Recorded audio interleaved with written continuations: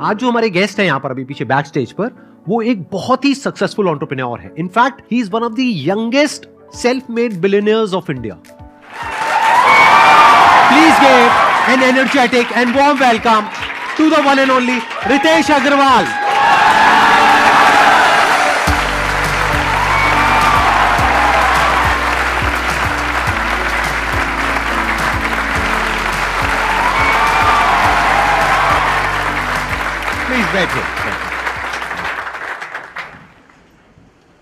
How old were you जब आपने शुरू किया था? I started at 18.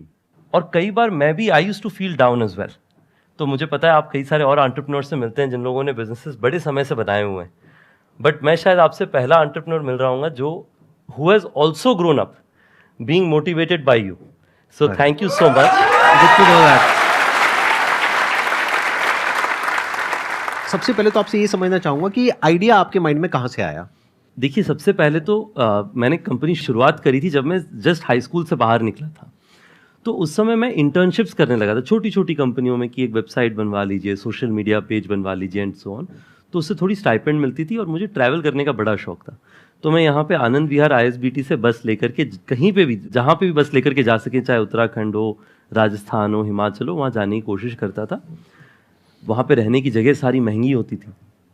तो मुझे छोटी छोटी गेस्ट हाउसेस, हॉलिडे होम्स, इस तरह की जगह मिलती थी जिनको जनरली लोगों ने डिस्कवर नहीं किया होता था, पर आपको 300 रुपये, 500 रुपये, 800 रुपये में ठीक साफ़ सुथरा जगह मिल जाता था. तो मेरी शुरुआत इस चीज़ से हुई कि मैंने देखा कि ये सारी जगह काफ़ी अवेलेबल हैं पर अननोन है एक तरीके से. तो उसको जो है मैंने एक वेबसाइट में डिस्ट्रीब्यूट करना शुरू किया कि इन जगहों में अगर आप रहें, उत्तराखंड में, हिमाचल में, राजस्थान में, आपको सस्ते दाम में प्राइस पे जगह मिलेगी. उससे शुरुआत किया मैंने ओरेवल का. 1 साल तक वो बिज़नेस चलाया. वो बिज़नेस चला नहीं, क्योंकि सबसे बड़ी चैलेंज ये थी कि बुकिंग तो आप करवा लीजिए पर सर्विस क्वालिटी मेंटेन होगा कि नहीं, उसकी जिम्मेवारी कोई नहीं ले रहा था.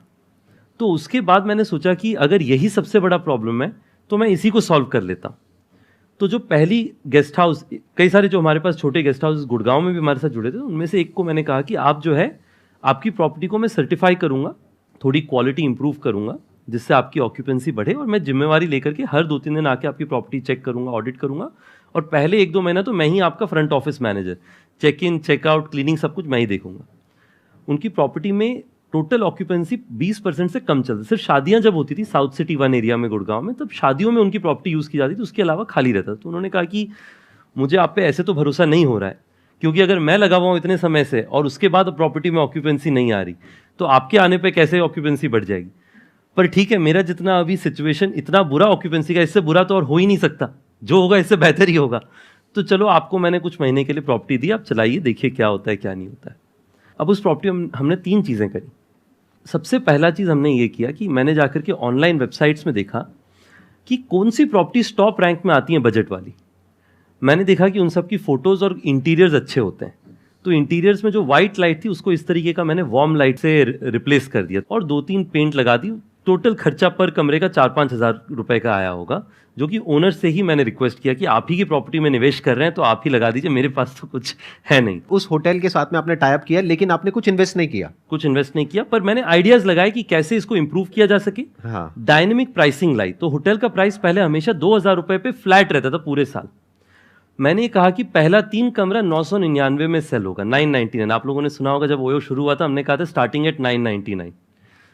उसके बाद में पहला 3 रूम 999 पे बिक जाए, उसके बाद हर रूम पे मैं 100 से 150 रुपीज़ बढ़ा देता था प्राइस, क्योंकि एक बार वॉल्यूम बढ़ जाता था. आपने इंटरनेट पे देखा होगा, बाय पॉपुलैरिटी या बाय क्वालिटी आप या फिर बाय प्राइस आप सॉर्ट कर सकते हैं होटल्स को. तो मेरा होता था कि बाय प्राइस पहले सॉर्ट करके 3 बुकिंग आ जाए, जिससे फिर बाय पॉपुलैरिटी में हम टॉप रैंक में आ जाएंगे, तब ज्यादा प्राइस बन जाएगा. प्लस ये भी एक और इसका बेनिफिट है कि अगर 999 में कोई रुका है और उसको वैल्यू मिल गई 2000 की, तो वो रिव्यूज अच्छे मिलेंगे, तो वो रिव्यूज में भी आप टॉप पे आने लग जाओगे, जिससे कि रिव्यूज भी मिले जल्दी से जल्दी, और उससे आपका जो रिव्यूज में आप टॉप रैंक में आने लग जाएंगे. राइट. तो सिर्फ इससे जो है मैंने पहला होटल शुरू किया. पहले महीने के एंड में यादव जी की प्रॉपर्टी 90% प्लस ऑक्यूपेंसी में पहुंच चुकी थी.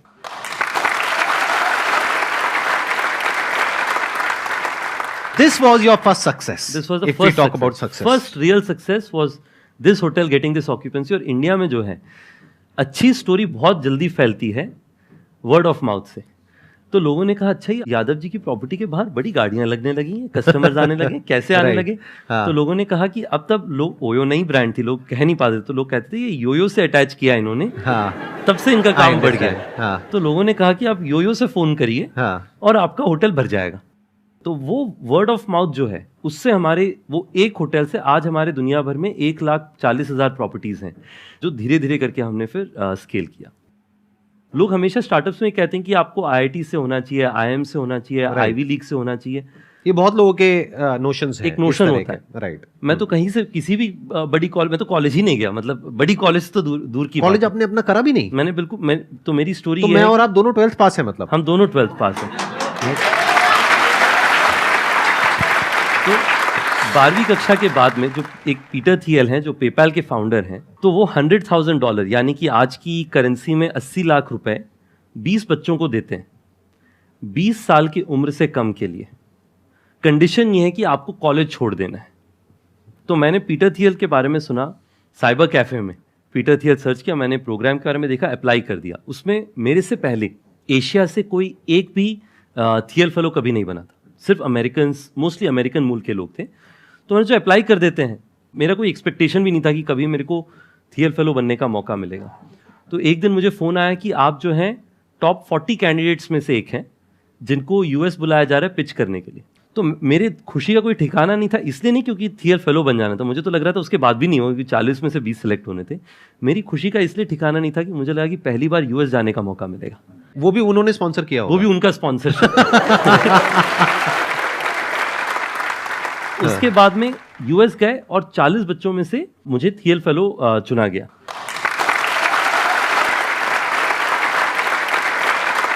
तो मतलब उस टाइम पे आपको $1 लाख मिले? $1 लाख मिले। वो मेरा पहला फंडिंग था एक तरीके से, बिना कोई स्टेक के।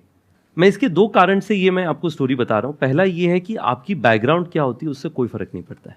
आप में हिम्मत है कोई चीज़ सीखने के लिए और कर दिखाने के लिए, उससे फर्क पड़ता है। और दूसरा कि आप ज़मीन में काम करने के लिए तैयार हैं कि नहीं है।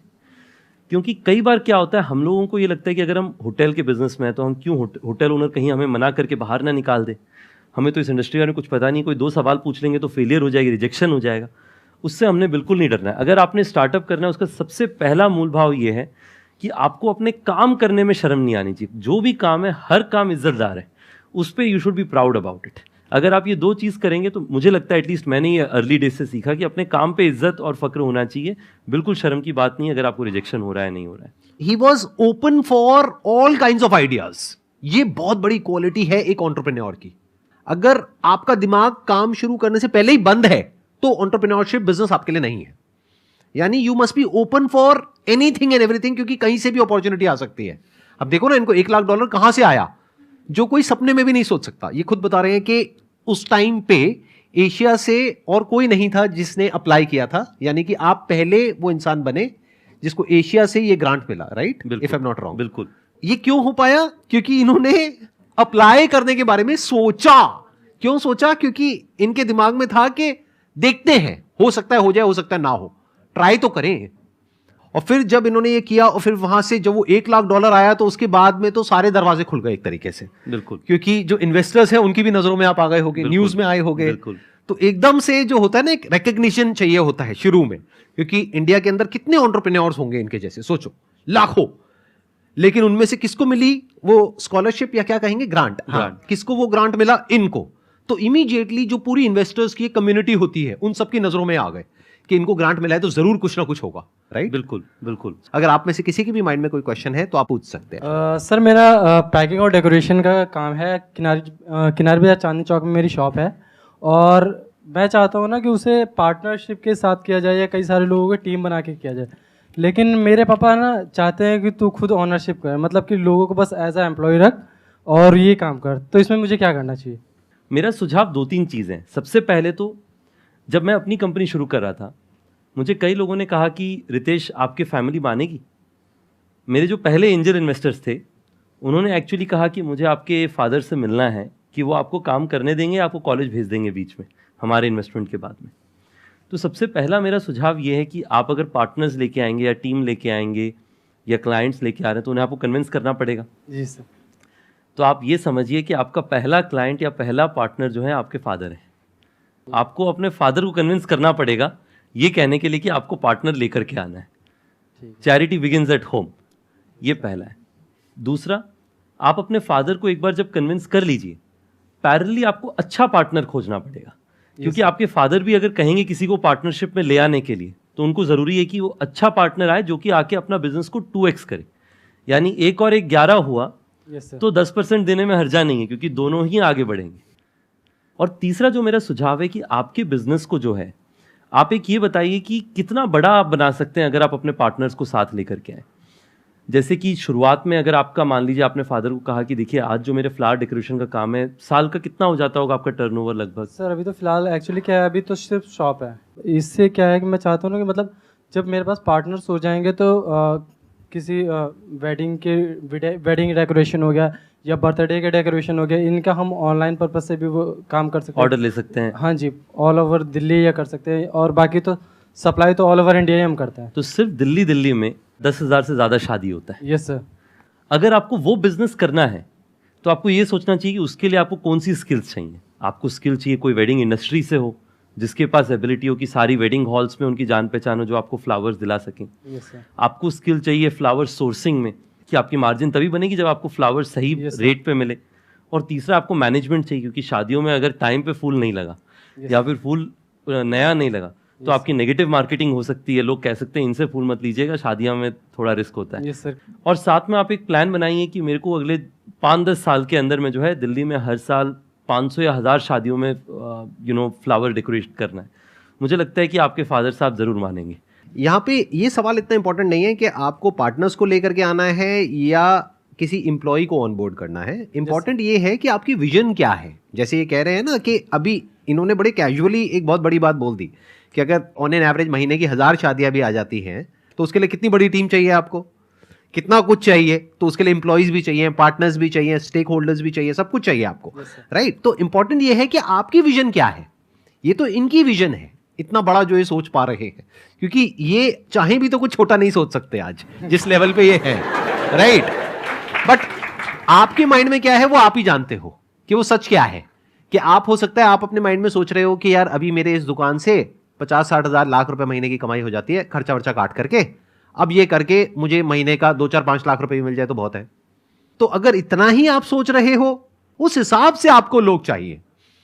तो जैसे इन्होंने जो भी स्टेप्स बताए वो बिल्कुल परफेक्ट हैं। पहले अपने फादर को कन्विंस करिए। अगर आपके फादर मना कर रहे हैं कि पार्टनरशिप में मत करिए, तो हो सकता है उनका कुछ खराब एक्सपीरियंस रहा हो पार्टनरशिप से रिलेटेड, तो कोई रीजन हो जिस वजह से वो बोल रहे हैं।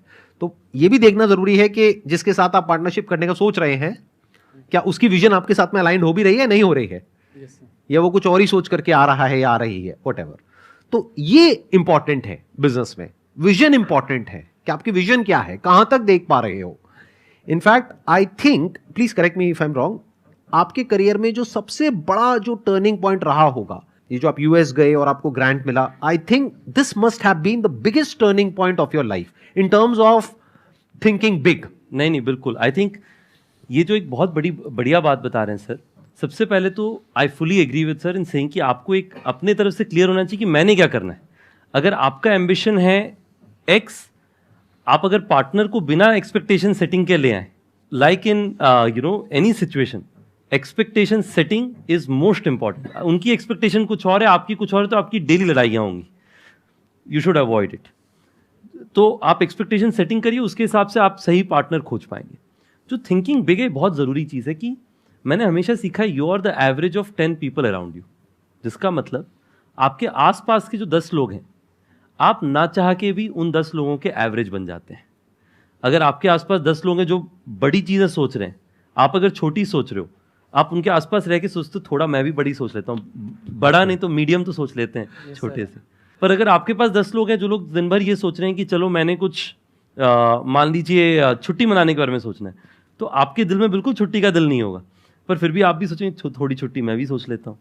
तो थियल फेलोशिप पहली बार ऐसी जगह थी जहाँ पे सब लोग बड़ी सोच रहे थे। हमारी फ्लैट में एक लड़का रहता था जिसकी कंपनी ही नहीं थी। उसने आके कहा कि मुझे दुनिया की सबसे बड़ी फ्लैश स्टोरेज कंपनी बनानी है। मैंने कहा ना, इनके पास, जैसे हमारे देश में मैं कहता था मेरे को साउथ सिटी 1 का सबसे बड़ा गेस्ट हाउस बिजनेस बनाना है। लोग हंसते थे मुझ पे कि साउथ सिटी 1 में तुम्हें लगता है तुम सबसे बड़ी गेस्ट हाउस बना लोगे। ये बहुत इंपॉर्टेंट पॉइंट है जो ये बोल रहे हैं। अपनी अटेंशन को बढ़ा लो जितना बढ़ा सकते हो।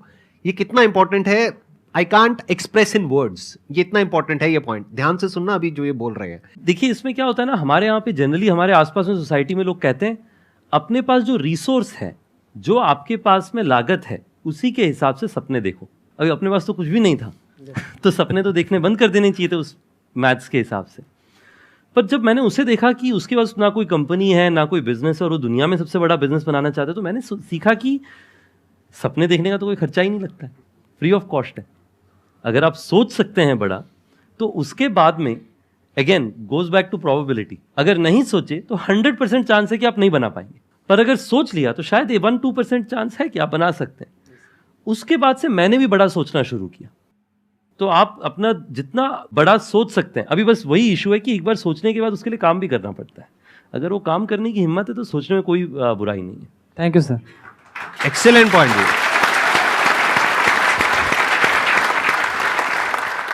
सर जैसा आपको देख के लग रहा है, जो मेरे को फील हो रहा है, आप बहुत कूलर काम पर्सन है। एंड जिस हिसाब से आप बता रहे हो कि आपने ऐसे बिजनेस कैसे स्टार्ट किया, तो लाइक अब कुछ पास्ट ईयर से हम देखते हैं जैसे ओयो के बारे में ऐसे मीम्स बनते हैं, या अभी फरवरी का मंथ आएगा तो वो सब स्टार्ट हो जाएगा। तो ऐसे स्टार्टिंग में थोड़ा हर्ट फील हुआ कि लाइक मैंने इतनी मेहनत करी एंड बिजनेस बनाया एंड उसको अब ऐसे बिजनेस को ऐसे मीम्स बन रहे हैं, या आपने सोचा कि चलो फ्री की मार्केटिंग अच्छी चीज़ है चलने देते हैं, या आप अब सोच रहे हो कि उसको बिजनेस को लाइक इमेज पॉजिटिव करनी चाहिए हमें, या मतलब ठीक है आपके लिए? इस पे मेरे 3 डिफरेंट पर्सपेक्टिव्स हैं। अगर मैं पूरा ब्रॉडर जो है couple slash individuals same city travel उसके बारे में बताऊं, सबसे पहला तो ये है कि मैं पर्सनली जो है प्रोमिस्क्यूटी प्रमोट नहीं करता, या फिर मेरा ऐसा कोई व्यू नहीं, मुझे मतलब आई ऑल्सो डोंट प्रमोट की कोई एक्स्ट्रा मैरिटल वो। मुझे लगता है कि I have a very personal view of saying कि जो एक कॉमन इंडियन नैरेटिव है कि relationship should be built over a period of time, but वो तो मेरा पर्सनल व्यू है। हमारी कंपनी का बड़ा सिंपल प्रिंसिपल है कि हम लोग जज नहीं करते। कोई भी कस्टमर हो, अगर उनके पास लेजिटिमेट आईडी कार्ड है, ये लॉ ऑफ द लैंड कहता है कि हम उन्हें चेक इन दें और उनको बेहतर से बेहतर सर्विस एनेबल करें, और उसी पे हम लोग काम करते हैं। और इसमें आप देखेंगे कि हिस्टोरिकली बड़ी चैलेंजेस रही हैं। जैसे मैं आपको बताता हूँ, कुछ साल पहले हमारे एक कॉलीग थे, वो और उनकी वाइफ एक होटल में गए। वाइफ ने जो है सेकेंड नेम बदला नहीं था, उनका सेकेंड नेम सेम था पहले जैसा ही। तो होटल वाले ने कहा कि आप दोनों शादीशुदा हैं, इसका मैरिज सर्टिफिकेट दिखाइए, फिर हम आपको चेक इन देंगे। ओयो के पहले कई लोगों ने ऐसी एक्सपीरियंसेस सही हैं कि लोग जज करते हैं, लोग घूरते हैं लोगों को। हमारा ये ओपिनियन है कि आप चाहे कोई भी हो, अगर आप एक लेजिटिमेट पर्पज से रहने आए हैं तो हम आपको चेक इन देंगे, बट मेरा पर्सनल व्यू उसको लेकर के अलग हो सकता है। जो तीसरा है, और ये भी बहुत क्रूशियल चीज़ है, कि आज के दिन में ओयो में अगर आप देखें जो कंज्यूमर सेगमेंट है वो बहुत ब्रॉड है। आप सेम होटल में देखेंगे यंगस्टर्स होंगे, जो लोग मतलब 20, 25, 30 साल की उम्र में हैं, उसी होटल में रह रहे होंगे 50 साल 60 साल की उम्र की फैमिलीज, उसी के बगल में रह रहे होंगे कॉर्पोरेट क्लाइंट्स। और अगर आप लोग कुछ ओयो में रहें तो आपने देखा होगा कि वहाँ पे मैं कई बार होटल में खुद जाके रिसेप्शन में बैठता हूँ, चेक इन कराता हूँ आजकल भी, टू लर्न की कौन आ रहा है। It is just a fascinating experience कि हर तरीके के कस्टमर आते हैं। आज के दिन में जान के आपको खुशी होगी कि हमारा लगभग जो है 30% बिजनेस सिर्फ रिलीजियस डेस्टिनेशन जैसी जगहों से आता है। तो ओयो आपके लिए top of the mind choice होना चाहिए, यही हमारा ब्रांड का एस्पिरेशन है।